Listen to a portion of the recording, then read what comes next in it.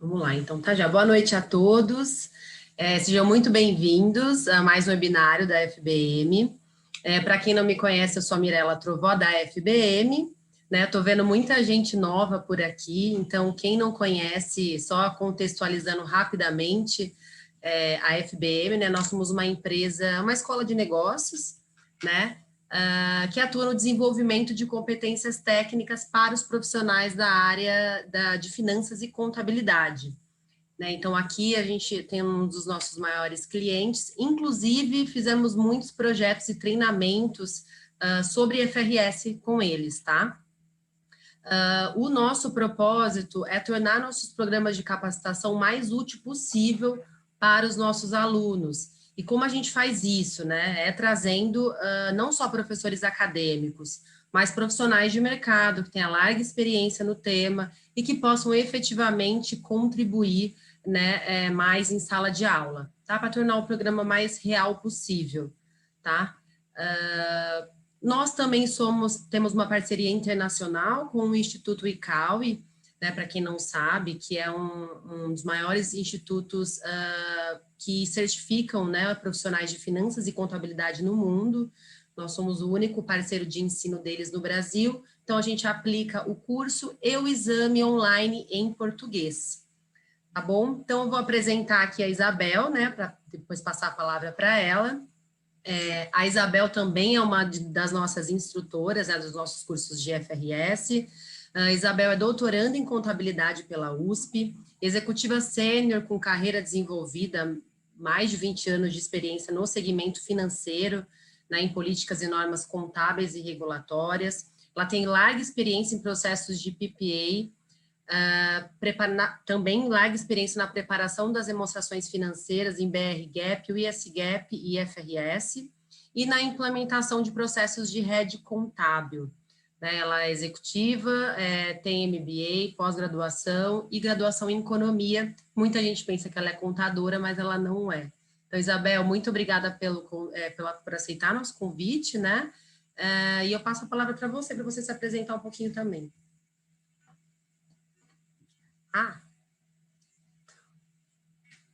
Eu fiz besteira, começou um barulho aqui do lado, eu pus no mudo, esqueci, não posso mais pôr. Bom, pessoal, boa noite, tudo bem?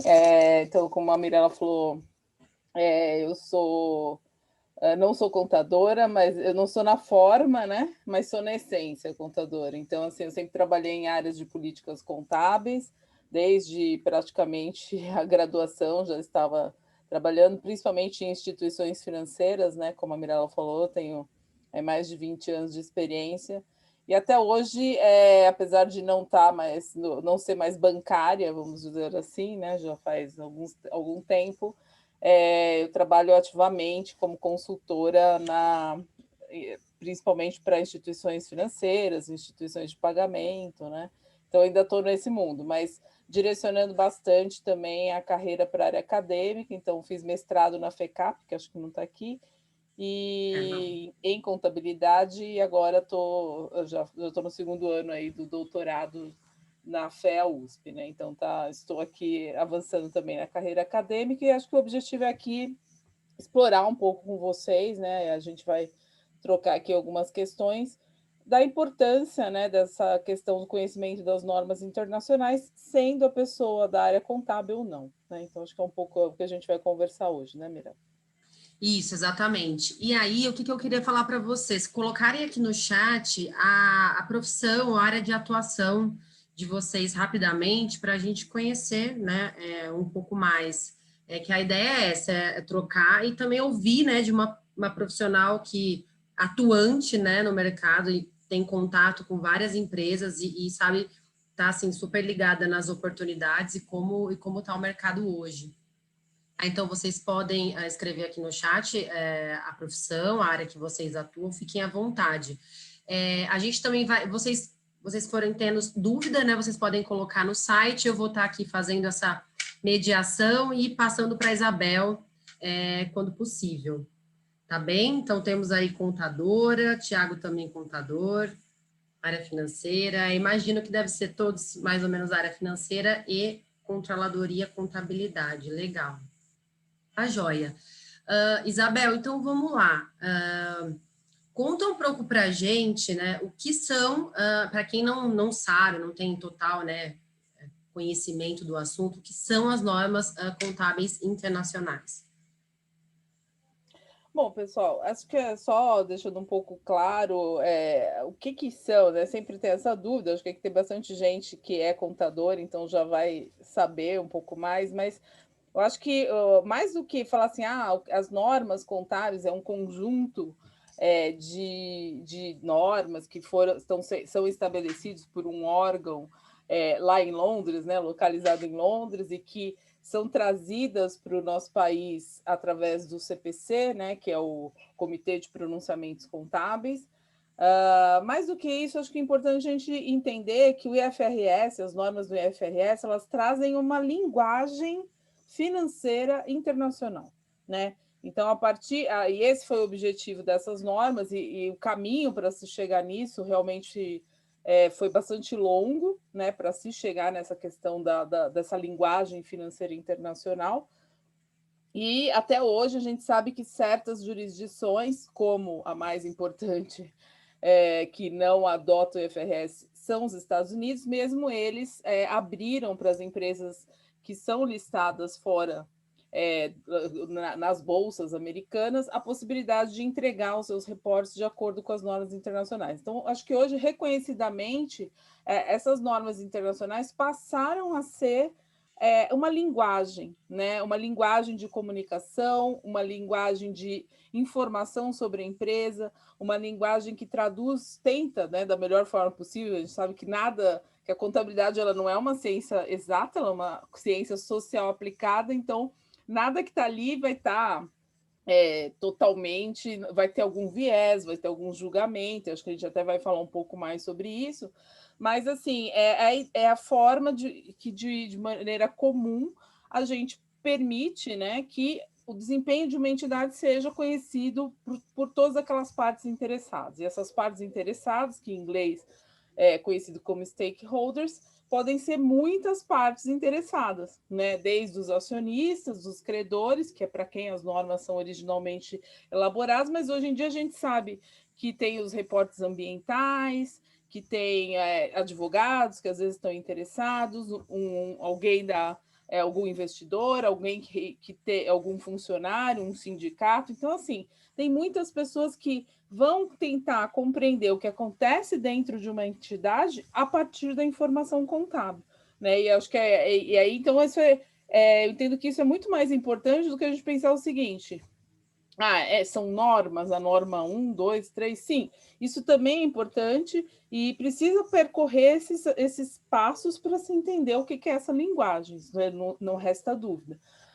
Mas o maior objetivo é que é uma linguagem comum que está sendo utilizada aí em todo o mundo, de uma certa forma. Uhum, muito bom.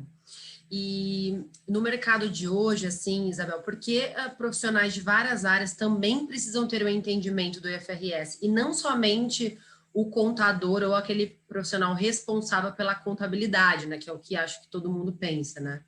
Uhum. Então, isso é um ponto que até a gente vem observando essa necessidade, e eu tenho essa oportunidade de entender isso na prática e também pela academia, né? Então, essa possibilidade de estudar, de até um ponto assim, a gente pouco usa os estudos acadêmicos na nossa prática do dia a dia. Mas a gente percebe que, como eu até já mencionei, existem muitas partes interessadas na informação contábil, tanto fora da empresa quanto dentro da empresa, né? E aí, esses profissionais, até porque essa linguagem comum da contabilidade, ela acaba permeando todas as áreas daquela empresa. Então, vou dar um exemplo muito prático, antes de entrar em alguns aspectos específicos. Eu trabalhei muitos anos numa grande instituição financeira, né? Não vou nem acho que bom, qualquer um pode entrar aí no LinkedIn e vai saber, mas trabalhei aí 17 anos no Itaú.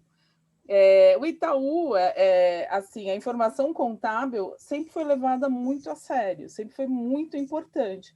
Não só porque o Itaú é uma empresa aberta, listada em bolsa aqui no Brasil, lá fora, e isso obviamente exige, mas porque a informação contábil era a base da gestão da empresa, né? Para fins de gestão, não só contábil, mas da gestão da controladoria, vai para medir resultados, para permitir que fossem pagos remunerações variáveis, a base de tudo isso lá dentro do Itaú sempre foi a contabilidade. Então, todos os números gerenciais tinham que estar batidos com a informação oficial contábil. Né? Então, essa não é realmente uma realidade de todas as entidades, mas lá isso foi quase como sempre foi um dogma, vamos dizer assim, porque a partir dessa linguagem comum, que é a informação contábil, né? E depois de um tempo, e ainda aqui no Brasil a gente tem, por exemplo, a instituição financeira, o complicômetro, que o Banco Central não adotou todas as normas internacionais, né? E aí ainda tem outras complicações, mas enfim, essa informação comum, né, que é o objetivo do IFRS, permite que toda a gestão da entidade seja feita com uma única base. Né? Então, com isso, se torna muito importante, né, que não somente aquelas pessoas das equipes que estão fazendo os fechamentos contábeis, que estão fazendo gestão contábil, que esteja eventualmente trabalhando como eu na definição de políticas contábeis, que esses indiscutivelmente têm que estar acompanhando tudo que está acontecendo e entender e conseguir executar o que precisar ser feito.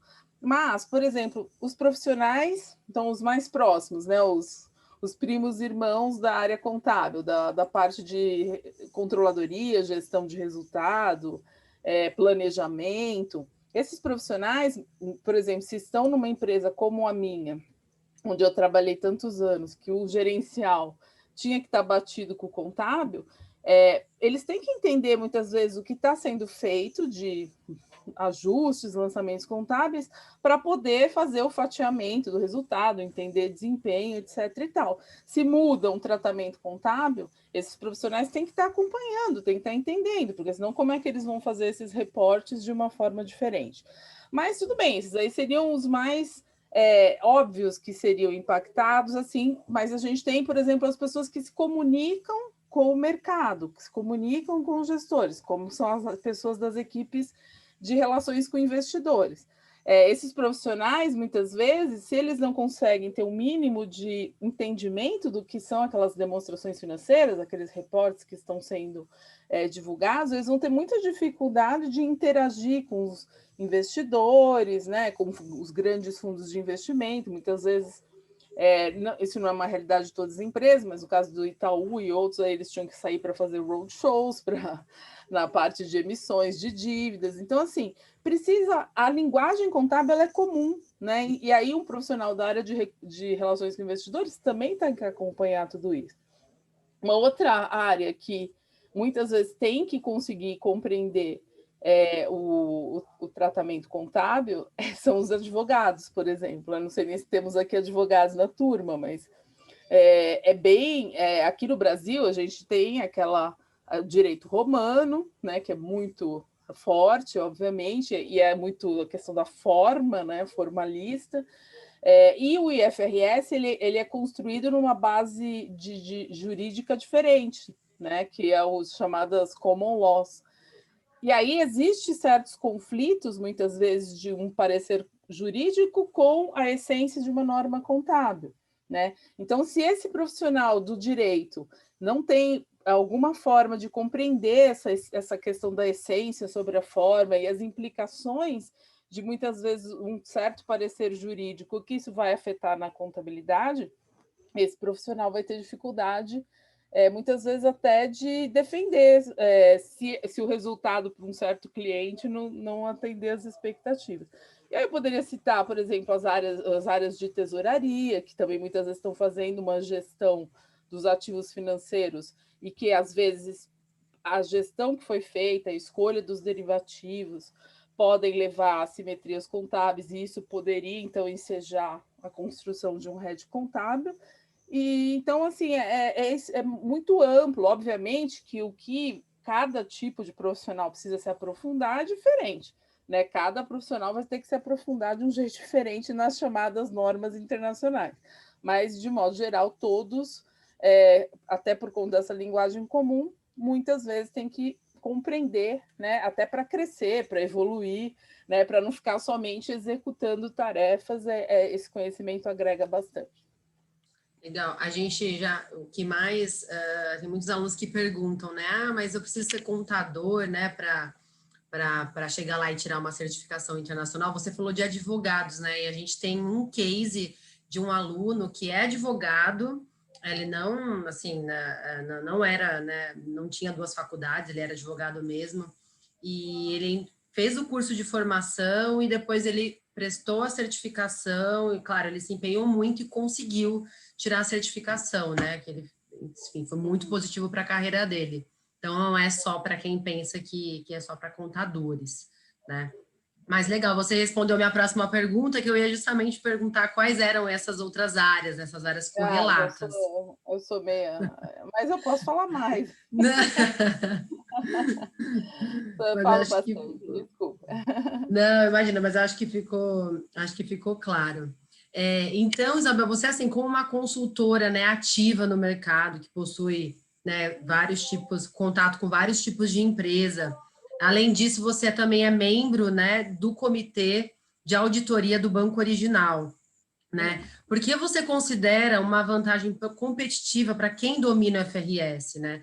Quais são as oportunidades reais, né, para um contador ou para um profissional de finanças ou essas áreas correlatas, né, que possui o entendimento, né, das normas, né, dessa linguagem? Qual a sua opinião sobre isso?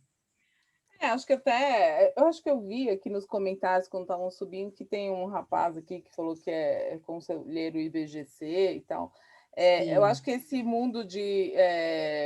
Então, assim, óbvio, né, na nossa carreira vão ter várias fases, né?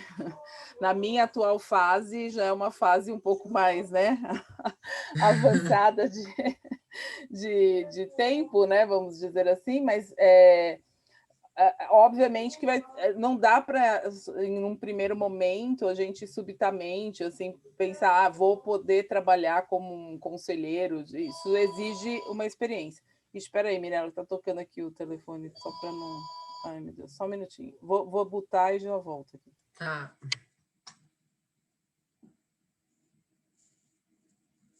Peraí, deixa eu te achar. Eu não sei porque. Peraí, Isabel.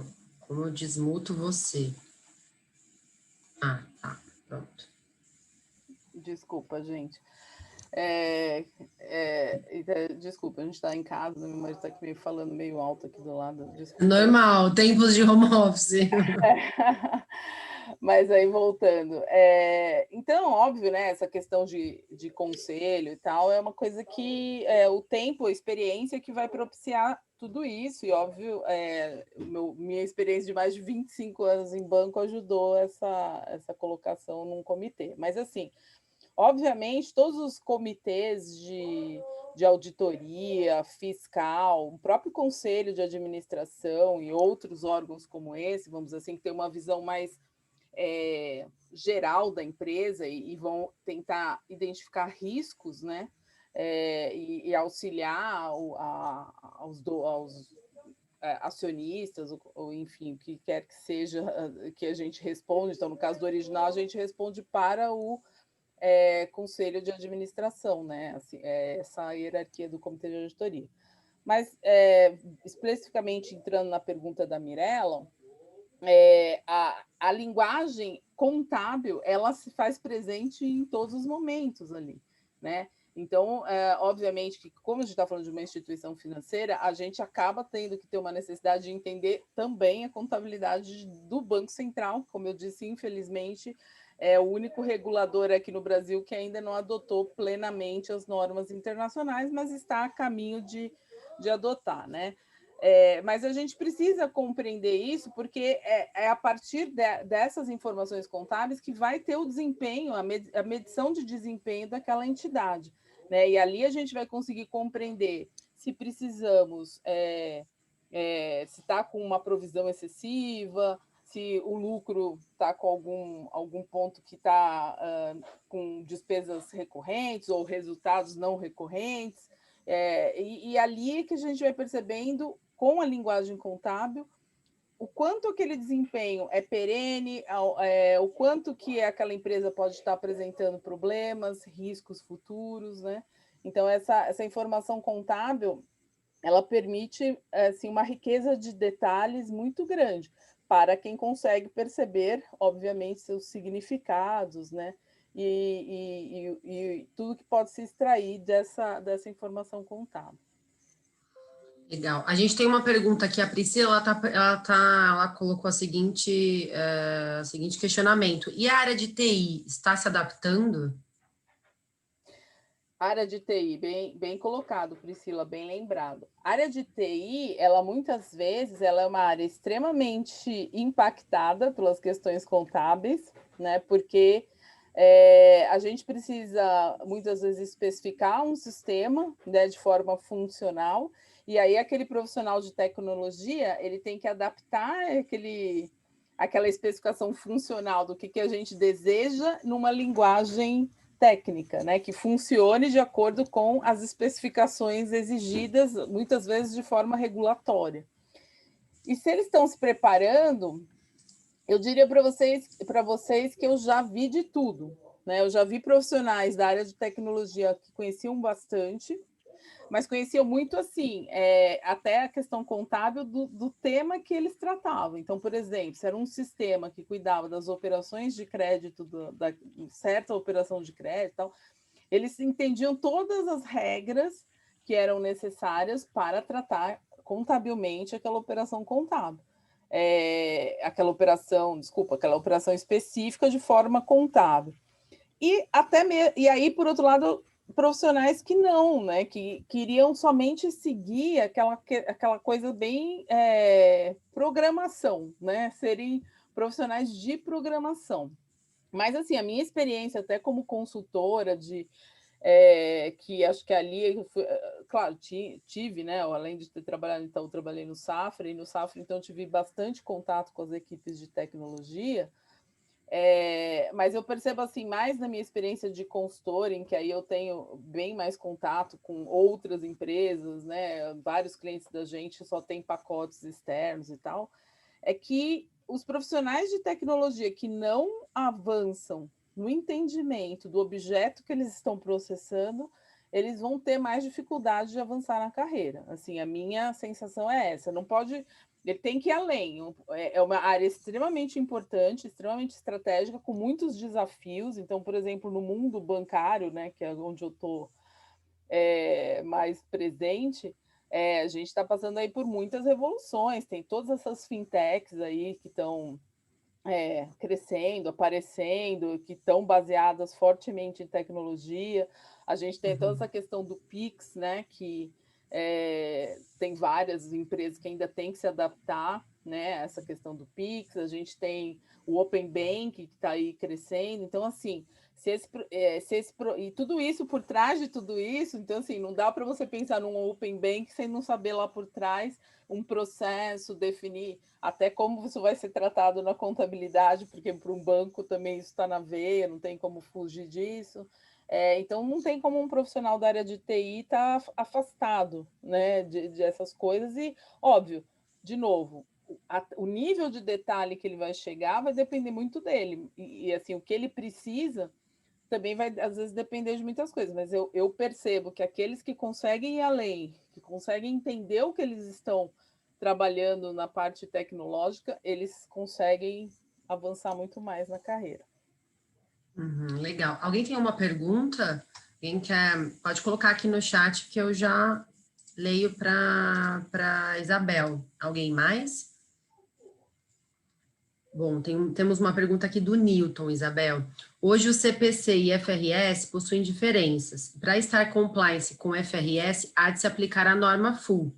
Quando entende que chegaremos a utilizar para todas as empresas brasileiras IFRS full, para evitarmos ajustes em nossas demonstrações financeiras? Newton, né? Newton, então, as empresas abertas... Então, assim, a gente tem o que é empresas brasileiras? Então, também empresas brasileiras é um universo assim, bastante amplo, né? Se a gente pensar, eu vou, assim, hoje eu estava até discutindo isso, mas eu diria para você assim, que, sei lá, mais de 80% das empresas no Brasil são empresas pequenas e médias, né?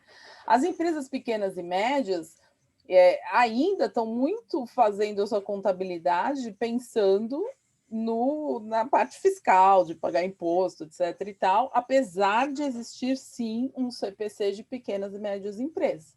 Né? Existe essa norma, só que não existe hoje uma penalização para uma empresa que não use essa norma. Tá? Existe uma penalização para quem é o contador dessa empresa, em tese, mas essa penalização é pouco aplicável, assim. Então, a gente tem, quando a gente pensar as empresas no Brasil, a gente tem esse mundo de empresas que elas são pouco significativas individualmente, mas muito significativas se a gente olhar de forma ampla para o PIB brasileiro.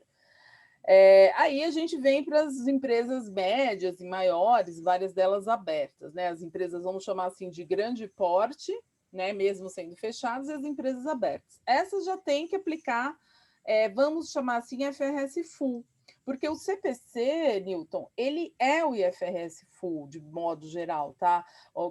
Nesse processo CPC, que eu posso relatar um pouco para vocês, até por já ter participado das reuniões do CPC pela Febraban no passado, a grande preocupação de todos que estão ali é manter o máximo a integridade dessas normas internacionais. Então, obviamente, elas são normas que estão o máximo aderentes, o que é feito, pequenas adaptações exigidas pela nossa legislação societária. Mas essas empresas de grande porte e as empresas abertas, elas já estão, eu diria para você, no IFRS Full. O que está faltando, assim, IFRS Full no Brasil? As seguradoras, por exemplo, elas estão quase, assim, a SUSEP adotou muito mais normas do que o Banco Central, mas ainda uma ou outra ainda não está plenamente aderente, e o Banco Central é o grande afastado ali, tá? O Banco Central, porque ele tem uma grande preocupação, não só contábil, tá? Ele tem uma grande preocupação de política monetária, né? De manter uma solidez do sistema financeiro. Então, ele acaba sendo muito mais preocupado mesmo, né? Muito mais, me fugiu a palavra, mas assim, ele não se atira na norma, assim, ele vai tentar entender toda a repercussão daqui, cauteloso é a palavra, não estava me fugindo. Então, o Banco Central é muito mais cauteloso nessa adoção para evitar aí algum tipo de situação que poderia gerar alguma instabilidade no sistema financeiro. Mas ele, aos poucos, está adotando. Então, assim, a gente, para vocês terem uma noção, a norma do IFRS 9, que é a norma de instrumentos financeiros, ele fatiou em 3 editais de audiência pública. Esses editais estavam indo aí meio de vento em popa. Quando a gente teve a mudança de governo e a mudança de presidente do Bacen, deu uma paralisada, até porque eles estão fazendo alinhamentos com a Receita Federal. Isso é um fato aqui no Brasil, que a gente tem ainda bastante questões envolvendo a Receita Federal, que são bem relevantes, e deu uma parada, né? Mas isso vai acontecer, assim, mais cedo ou mais tarde eles vão voltar com esse assunto. Então, eu entendo que se adotar essa norma de instrumento financeiro, que é a coisa mais relevante que a gente tem dentro de um banco, né? Acho que aí praticamente o Banco Central vai ficar também IFRS Full. Então, não sei se eu te respondi, Newton, mas eu dei uma viajada desde as pequenas empresas, mas é um pouco nesse sentido, tá bom? Legal. Bem, ele comenta assim: quanto mais as avaliações de resultados afetarem a parcela de remuneração variável dos funcionários, maior será o interesse em conhecer as normas e conceitos contábeis locais, fiscais ou internacionais. Legal, Newton. A gente tem, né? Faz super sentido. O Marcos Araújo pergunta: qual é a área de maior demanda de profissionais com conhecimento em FRS? Auditoria, relações com investidores, compliance? Como uma certificação pode auxiliar nesse processo? Eu até esqueci de falar isso. Dentro de uma instituição ou de uma empresa, temos também as áreas de auditoria interna, né? E além das auditores externos. Mas, assim, com certeza, é de suma importância para uma auditoria, seja ela interna ou externa, conhecer essas normas internacionais. Mas, assim, em geral, então, o que eu diria, né? Qual é o ranking, né? Quais são as áreas, número 1, que precisam de profissionais com conhecimento de FRS e profundos, né? De cada dia mais de FRS. Óbvio que são as áreas contábeis no sentido, e aí as áreas contábeis, dependendo da empresa, pode ser algo muito amplo, né? Vai desde a área que faz o fechamento contábil, que controla os impostos, né? Que faz o recolhimento de impostos, até as áreas de reporte, divulgação e roteiros contábeis, políticas contábeis, que era onde eu atuava. Então, óbvio que esses profissionais não deixam de ser aqueles que mais demandarão, né, essa informação contábil. E sim, para esses profissionais, para essas áreas, eu entendo que com certeza uma certificação em FRS é um diferencial, né? Porque é uma instituição reconhecida, fora aqui do Brasil, né? Que vem lá, que é de lá de Londres, onde efetivamente nascem essas normas internacionais. E aí assim, por experiência própria, não só por dar aula, mas até por ter também feito a prova, não é uma prova assim fácil, tá? É uma prova que exige bastante agilidade, tá com o conhecimento um pouco fresco, tem técnica para fazer tudo, mas não é uma prova facinha não. Então, eu acho que um profissional ter essa certificação é um diferencial, tá? Só existe essa certificação? Não, existem outros, mas essa, a do ICAO, ela é bastante reconhecida, e a gente percebe que alguns profissionais que fizeram a prova aqui na FBM Educação, eles tiveram aí a possibilidade de seguir carreira em outros lugares, né? E até por conta de passar a ter esse conhecimento reconhecido. Agora, não só essas áreas vão ser pessoas que estão nessas áreas vão ser beneficiadas se tiverem essa certificação. Então, eu diria também as pessoas das áreas de controladoria, as pessoas de relações com investidores e também os auditores, né? Então, acho que assim, um auditor de uma grande empresa de auditoria, eles muitas vezes eles já vão ser treinados em FRS, porque isso é essencial para o negócio deles, né? Mas às vezes de um auditor interno, né? Uma área de controles internos também que tem que controlar, isso tudo vai agregando bastante. Eu acho que assim, qualquer tipo de conhecimento adicional que um profissional tenha nesse tipo de conhecimento mais específico, né, algum reconhecimento mais certificado, com certeza é um diferencial competitivo, porque a gente sabe que hoje em dia, né, a competição está bastante grande aí no dia a dia, né? Uhum. Legal, só um dado curioso para vocês, pessoal. A Isabel ela teve a maior aprovação no exame de certificação internacional no Brasil.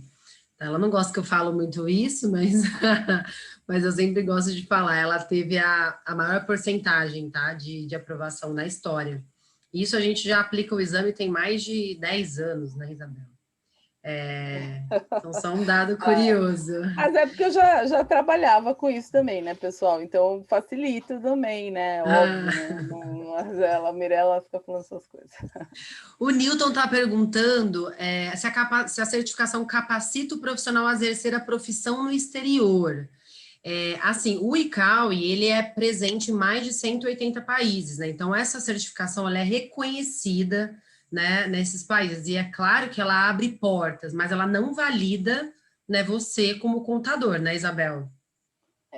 Assim, Newton, só para deixar claro, ela é diferente, por exemplo, de um CPA, tá? Que tem. Até porque não é exigido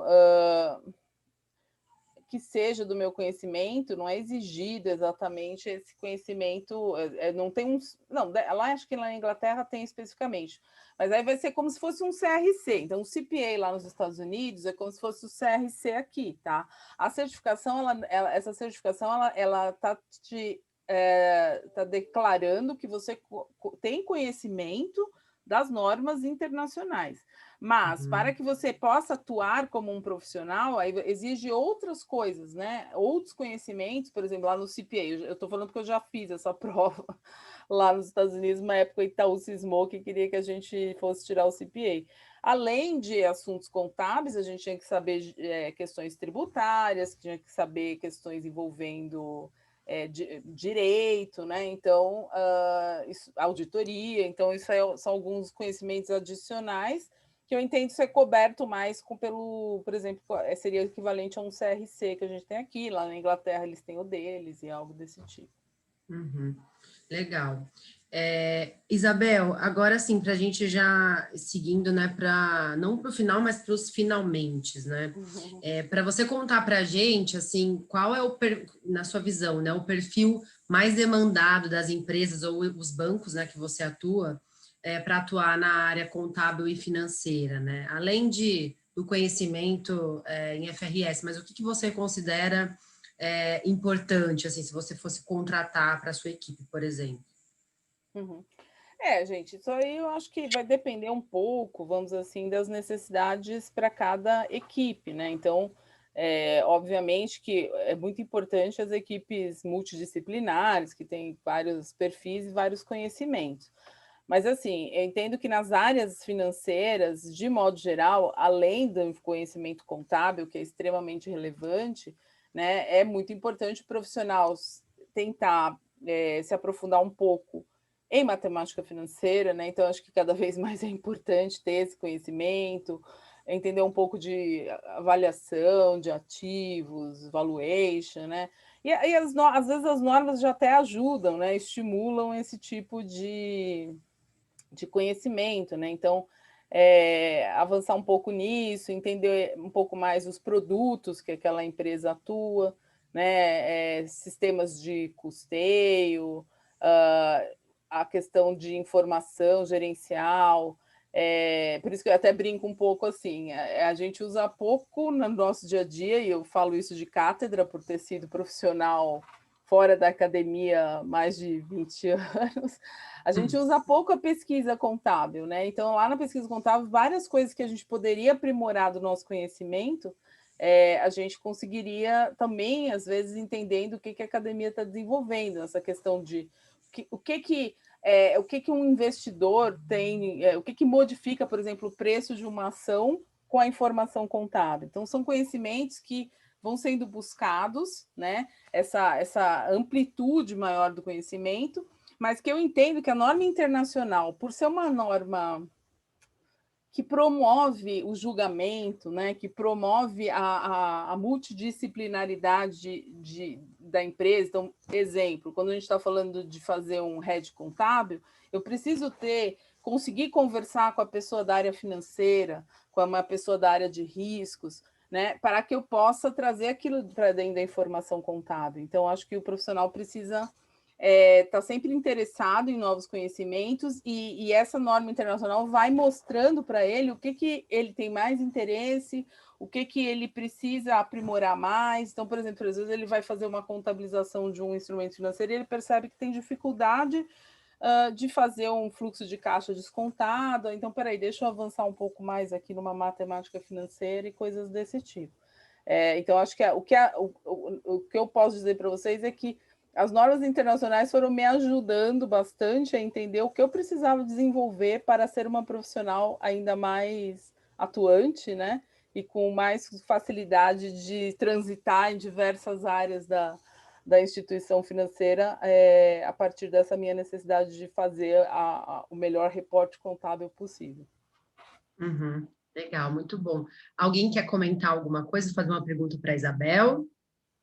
A Isabel, ela está no corpo docente dos nossos cursos de formação na IFRS e também no curso de certificação, tá? Só para para constar. Alguém tem alguma pergunta para o chat? Não? Então, eu só vou falar rapidamente, para quem tem interesse de desenvolver, né, esses conhecimentos e aprofundar, né, esses conhecimentos em FRS, então, se você busca, né, aumentar a sua empregabilidade, ampliar a sua atuação, ter mais confiança na interpretação do FRS, né, e estar preparado para novas oportunidades, a gente tem um curso de formação que a Isabel, né, quais assuntos você ministra, Isabel? Instrumentos financeiros? Ah, são tantos lá, né? Mas assim, mais Não. instrumentos financeiros, leasing, receitas, acho que os principais são esses, né? E aí a gente acaba também entrando em outros tópicos. Sim, sim, é um curso bem amplo, a gente está falando de 90 horas de aula, né, passando aí por todas as normas, com atividades complementares, né, para quem de fato tem o interesse do aprofundamento das normas, né. É um método único, né, a gente desenvolveu, trouxemos só professores experientes, né, com larga experiência vivencial nos temas, para deixar o curso bem prático, né, voltado mesmo para a realidade brasileira. Tá? Então, ele é 100% ao vivo, ele é 100% online, desculpa, a sala de aula está sempre disponível. Você tem 1 ano de acesso ao curso, com materiais, apostilas, exercícios e estudos de caso, tá? A gente está com uma oferta especial para quem tem interesse nesse programa, para quem participou desse webinar, com 50% de desconto até sexta-feira, tá? E também existe um combo para quem quer aliar a certificação internacional no final, porque são cursos distintos, né? Um é a formação e o outro é o preparatório para a certificação internacional. Ô, Tá bom? Mirella, Então, a Josiane até perguntou aqui, para começar a estudar FRS, qual deve-se começar por qual curso? Então, eu sempre falo que é pela formação, né? A formação vai te dar a base, né? Para você ir para o preparatório. Todos que não têm, falam assim, mas você precisa ter um conhecimento avançado em contabilidade para ir direto para o preparatório, para a certificação? Não, mas se você tem pouco conhecimento, mais indicado é que você faça a formação e depois siga para o preparatório. Agora, se você já tem o conhecimento, você quer só um upgrade curricular, né? Você quer um diferencial e se sente pronto para ir para o preparatório, o mais indicado é você pular direto para o preparatório. Tá, por isso Que que a gente até tem... complementando um pouquinho, a gente, Josiane, não, no preparatório, a gente tem um enfoque muito grande em preparar para a prova, né? Então a gente Isso. acaba focando em fazer os exercícios, em discutir os exercícios, o que mais cai, o que não cai. Então não entra em tanta nuance, né, do conhecimento, do assunto. Então acho que é um pouco isso que a Mirella falou. Se você quer realmente se aprofundar em conhecer e adquirir esse conhecimento, começar com formação. Algumas pessoas fazem formação e tentam fazer a prova, né? Também. Sim, E às vezes, se não é bem sucedido, aí faz só o preparatório para fazer a certificação.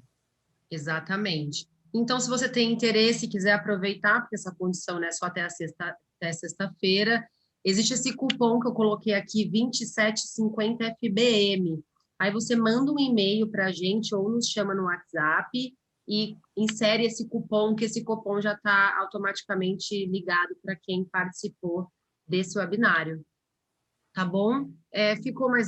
Tem alguma dúvida, pessoal? Vocês querem fazer uma pergunta? Algum comentário? Tô vendo aqui o chat, ver se tem mais alguma coisa. Não? Ninguém mais? Isabel, muito obrigada pela sua participação. A gente, né, fica honrado sempre com a sua presença. Obrigada. Pessoal, muito obrigada. A gravação eu gravei, né? A gente vai disponibilizar amanhã. Amanhã vai um e-mail de agradecimento com o link para vocês rever, né? E vai também o cupom de desconto. Tá bom? Qualquer dúvida, a gente está à disposição. Muito obrigada, Isabel. Obrigada, Tchau, pessoal. gente. Obrigada. Boa sorte aí. Tchau, tchau. Boa noite. Boa noite.